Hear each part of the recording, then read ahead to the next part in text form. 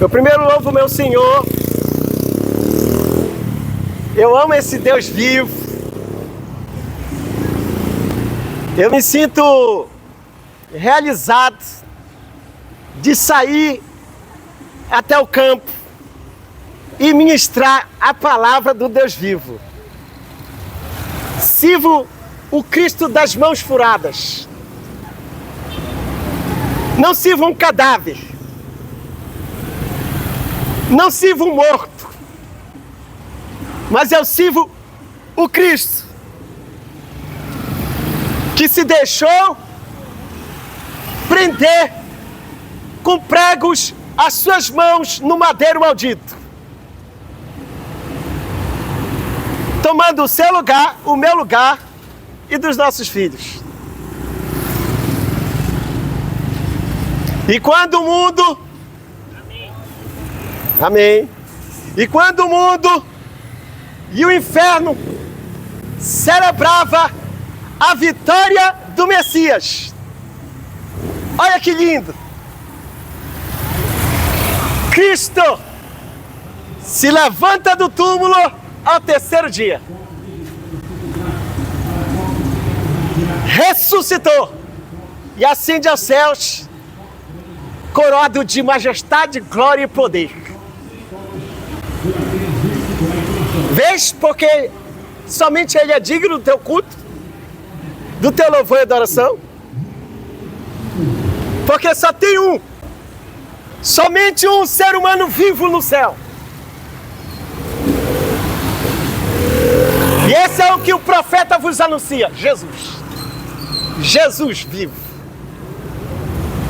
Por isso primeiro eu canto aqui, depois eu vou anunciar a palavra.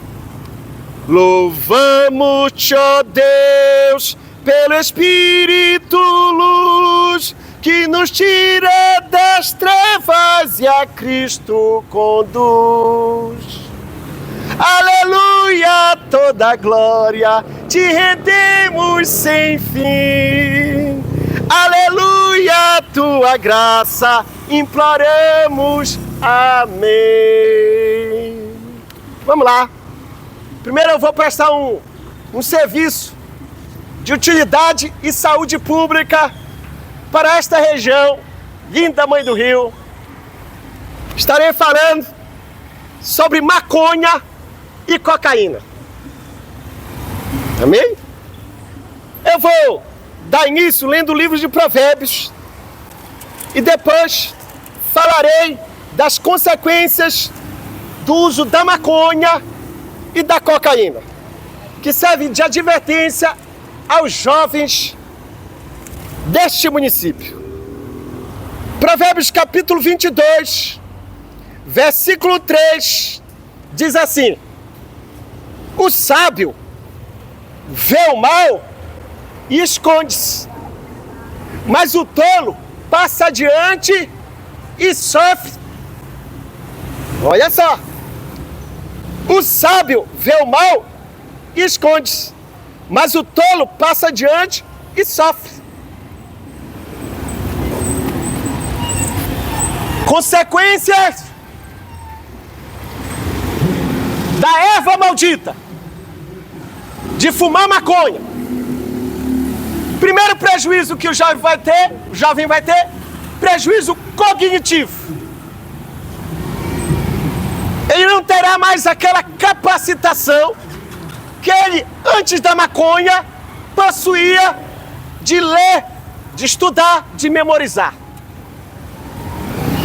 Segunda consequência, crises e quadros de ansiedade, ataque de pânico. Terceira consequência, um quadro psicótico, semelhante à esquizofrenia. Ele terá delírios, ele terá uma sensação forte de que está sempre sendo perseguido e alguém está espreita para destruir o seu corpo e tirar-lhe a vida. E a síndrome amotivacional. Ele não tem a motivação como antes, de estar entre família, entre os amigos. Escute, jovem de Mãe do Rio. O seu cérebro, como qualquer um, o nosso cérebro, possui o que se chama de receptores. E é liberado no nosso cérebro dopamina, que é o prazer. Esses receptores, eu vou usar aqui a linguagem popular. Esses receptores são portas de entrada para dopamina, prazer. Prazer saudável. Sabe quando isso ocorre? Quando você abraça o seu pai, a sua mãe, quando você está, domingo amanhã, num churrasco entre a família, você está aí porque foi liberado dopamina, prazer. Quando você está dedicado na leitura dos livros e no estudo com alvo de progredir na vida, dopamina. Todavia, quando o jovem pega o baseado de maconha e a primeira vez ele vai inalar e vai fumar, é desregulado essa dopamina, o seu cérebro fica desregulado e essa erva maldita o leva a um pico de dopamina jamais ocorrido naquele cérebro. Sabe aqueles receptores? O prazer de estar entre a família, o prazer de estar entre os amigos, de estar dedicado no trabalho, nos estudos, vai se fechar, vai ruir. Porque o cérebro, escute, o cérebro vai exigir mais dopamina naquele grau, naquele pico. Pronto, tornou-se escravo das drogas. Ele fará coisas antes que ele jamais, melhor corrigindo, ele fará coisas depois da maconha que jamais antes ele faria. Vai cometer crime, pequenos furtos, depois crime. Lembra do livro do texto que eu li? O sábio vê o mal, no caso, estão lhe oferecendo maconha, estão oferecendo cocaína, fuja, esconde-se, refúgio. Mas o tolo, que se dá por segura, avança e sofre as consequências. Naquela casa mora uma família. Pais que têm um único filho. Aquele garoto é a alegria e orgulho daquela família. A mãe é aquela senhora que sai às 4 horas da madrugada para vender café. O pai é o auxiliar de pedreiro. Eles fazem assim, para dar o melhor estudo para o filho. E aquele filho é o orgulho da família, dedicado aos estudos, promessa de bolsa federal. É alguém bem recebido pela vizinhança. Ele vai segurar um cigarro de maconha pela primeira vez e vai fumar.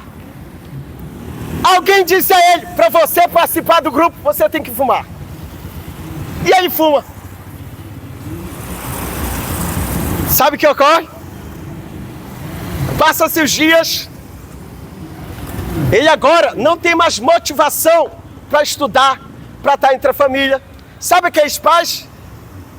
Agora chega em casa, a pia da cozinha foi arrancada para trocar por droga.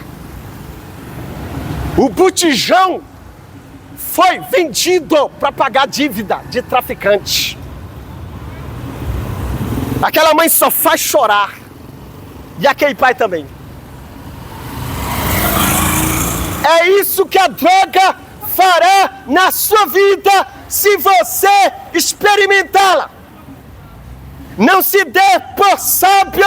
A Bíblia diz, não sejas sábio aos teus próprios olhos. Teme a Deus e aparta-te do mal. Diga não à maconha e à cocaína. E a você que caiu nesse grave erro, você tem ainda esperança, mas vai ter que pagar um preço.